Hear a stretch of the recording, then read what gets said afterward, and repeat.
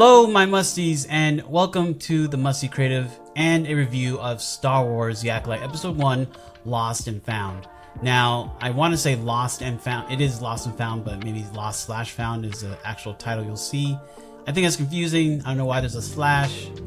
They probably mean something by that, but I like to say Lost and Found. Anyways, this is a review talking to you about Star Wars The Acolyte Episode 1. So, just want to start off and say that this show was created by Leslie Headland, who actually created Russian Doll on Netflix, and you can kind of see the great direction that happened in season 1 of Russian Doll here in the season 1 of The Acolyte. Maybe there'll be multiple seasons, but at least this is season 1 of The Acolyte. So just want to say off the bat, great production.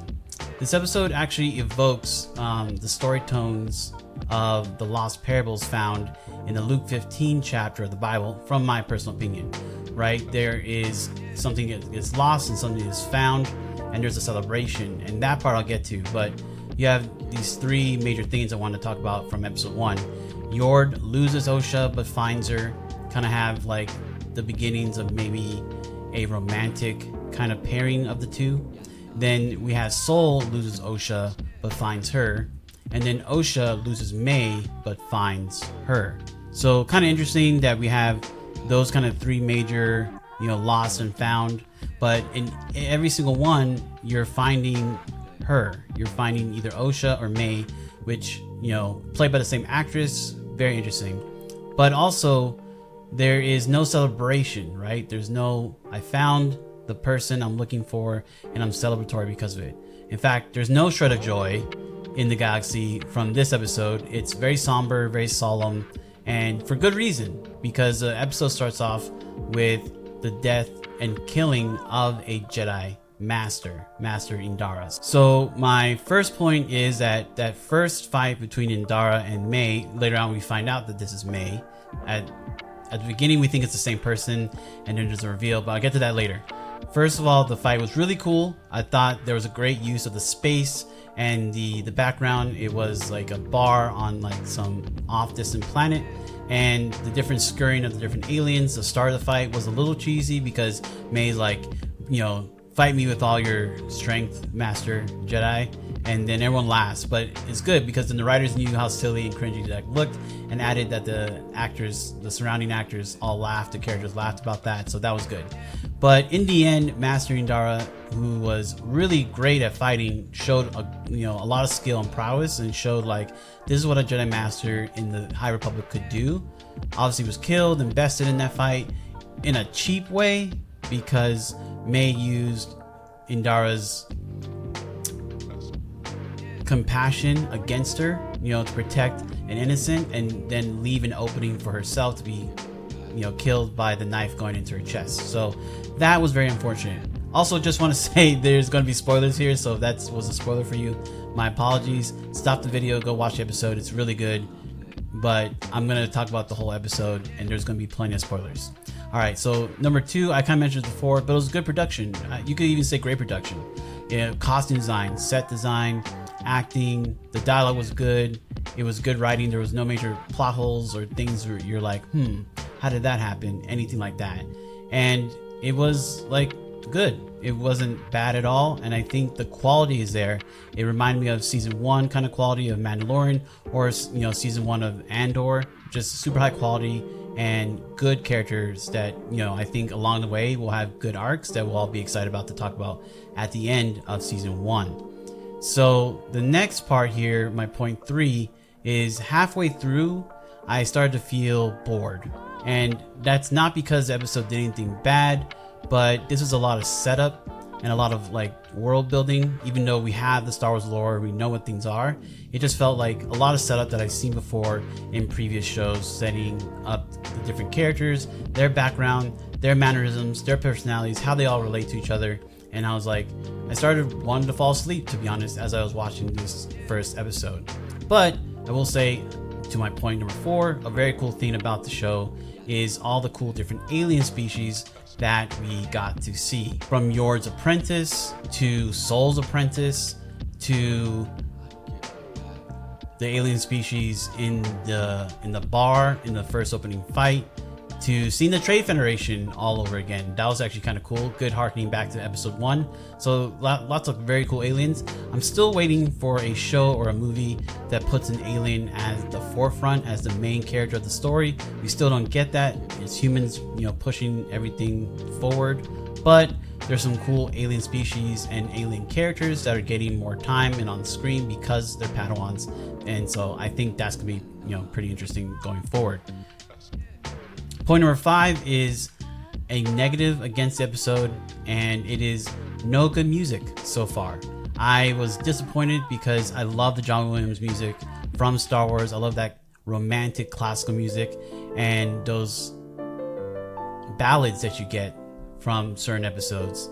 Like in Attack of the Clones, there's like essentially a ballad that John Williams went to George Lucas and said, hey, I want to do this, and George was like, hey, go ahead and do it. And you get this beautiful love song in the movie. So I'm hoping that the music picks up, because even if it's not John Williams, The Mandalorian had very good music. Even the Book of Boba Fett, even though not a lot of people liked that show, that the music from that show was exceptional and harkens you back to the old days. And I think having great music in Star Wars is a must, because you're seeing all this wonderful cool stuff on screen. The music anchors you emotionally, and so that helps you really fall more in love with the story and the world that you're being immersed in. The point number 6 is the twin reveal was cool. So Osha, having her as a twin to May, who actually was the assassin who killed Master Indara, I thought that was a really interesting point or plot point. And it was nothing that was like groundbreaking that could destroy the lore. Like, yeah, you can have twins in this universe, obviously, and they can both be infused with the Force, and so that makes perfect sense. At first I thought that Osha was a person that went to sleep and then she had an ulterior personality that woke up at night. So kind of like that Marvel show with Oscar Isaac that I'm forgetting the name of, and I see the character and it's in Egypt. But yeah, so I thought it was something like that, but it was just like, nope, they have a twin. And we all know that twins who are Force sensitive can be very powerful, have a unique relationship, unless they're connected by outside forces like Kylo and Rey. So kind of like that relationship, and that's what it seems that Osha and May have. But the best twin example is Luke and Leia, of course, right? So they could talk to each other from very far distances. They were both very powerful in the Force, and they were a force to deal with, right? So it seems like Osha and May have that same kind of resemblance to them, but more from a dark side perspective. So that's going to be very interesting moving forward. My point number 7, weird ending. I wasn't a fan of the ending. I think it was rushed, and I wanted more. I think the voiceover at the end with the revealing of the character with the lightsaber and the mask, standing on top of a cliff with water below them, and the mirroring of that character on the water. I thought that was a cool scene and a cool shot, but I wanted to know more about May, and it kind of just rushed it towards the end. We got like the reveal, and we got the fact that Sol believes that Osha didn't commit the crime, and so that was really cool. And so we get this kind of classic Star Wars thing where you kind of get an ending where you have some time with the villains. I wanted more time. I think it could have maybe been 30 seconds longer and kind of give us a little more context as to what is happening, because I was very confused. And I know that they were probably thinking, let's have a cutoff to kind of get people to want to watch the next episode. That wasn't quite it, so hoping that they can do a little bit better. But again, not bad directing in the sense of like, oh, that was terrible, that ruined the whole episode for me. Just a point to say, hey, I think that could have been improved. My last point 8, is that this is a good episode, good quality. I think people should watch this show. I don't think people should come into the show saying that Star Wars is dead, that Disney killed Star Wars. This is a very good show from the start, and that there's no major plot holes for people to be upset about. So there's nothing major for people to talk about. There's no major revealing, but Star Wars is not all about reveals, and it's about storytelling, and I think there's an interesting story here to tell. The visuals and the aesthetic look amazing. Seeing the High Republic in live action form and seeing their amazing golden Jedi robes is sweet, and I really liked it. I really liked it. So I'm definitely gonna watch episode 2. So to close out, just a quick episode synopsis here. When a young assassin murders a Jedi Master on a remote planet. The Jedi Order is notified. They identified the killer as a former Jedi Padawan who left the Order prior to completing her training. And that's essentially Osha, right? They blame her because they think it's obvious she left the Order. Maybe she, had a grudge against Master Indara.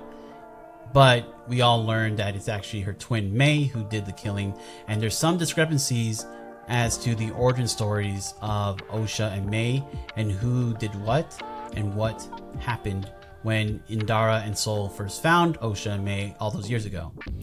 And so that leads me to Sol. Sol's a very cool character, has a Qui-Gon Jinn vibe. I love it. I want to see more of this Jedi in action, and he seems really cool. The performance by the actor is just great, and again, I want to see more of Sol in this story. I want to bring up one more character to close this out. Yord Fandar. I was very confused when I saw this character in the trailer, and I thought we'd get more of an explanation, and we did. This is Yord Fandar, and this is not to be confused with Bel Zettifar, who is another Black Jedi, and is also in the High Republic era, who was also a Padawan and should have been a Jedi Knight by now. So I was very confused because I thought it was the same character, but then doing some more research on StarWars.com, two different characters. And looking at my book, The Light of Jedi, which I have in front of me here, the novel that kind of starts off the High Republic, different character, trained by Loden Greatstorm, and has amazing adventures in the books. If you want to read them, he's a very cool character. So I got a little confused, but it seems like Yord is a whole different character. And that leads me to my last point, is to kind of establish the timeline on where this show is happening in the Star Wars canon. So there's a term that Star Wars fans use called BBY, which stands for Before Battle of Yavin, or Before the Battle of Yavin. And that is a reference to the Battle of Yavin on Yavin 4, where it's the moon planet, or the moon of Yavin, the fourth moon of Yavin, I believe, where at the end of A New Hope, the Empire with the Death Star and Grand Moff Tarkin are like, hey, destroy that planet and we'll destroy the rest of the rebellion. That planet where the rebels are and where they bring out their X-Wings and different space fighters to fight against the Death Star, that is the planet Yavin 4.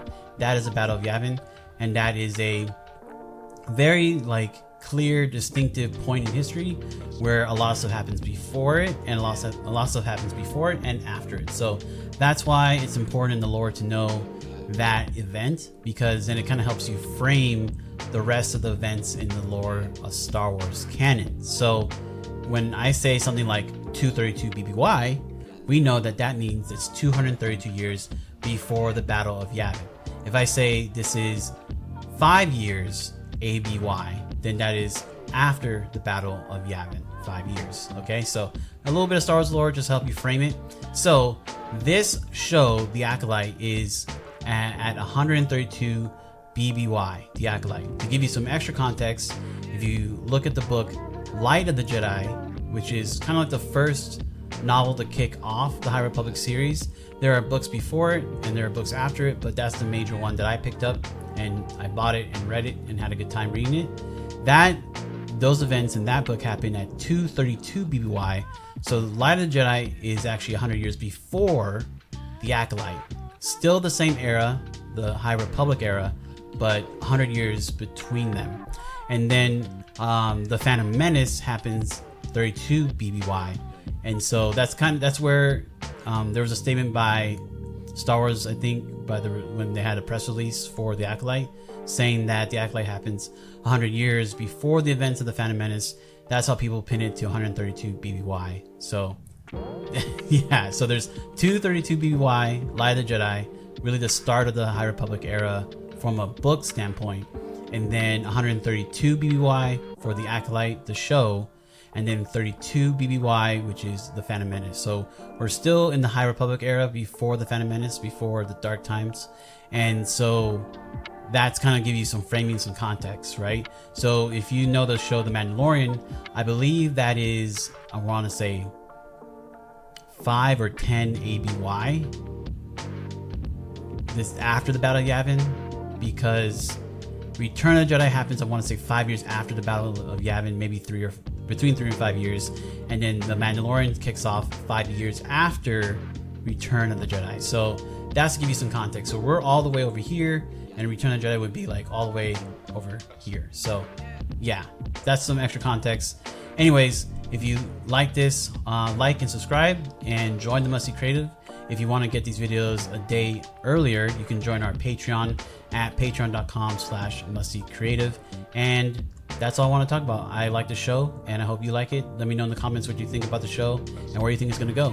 And may the force be with you always. Peace.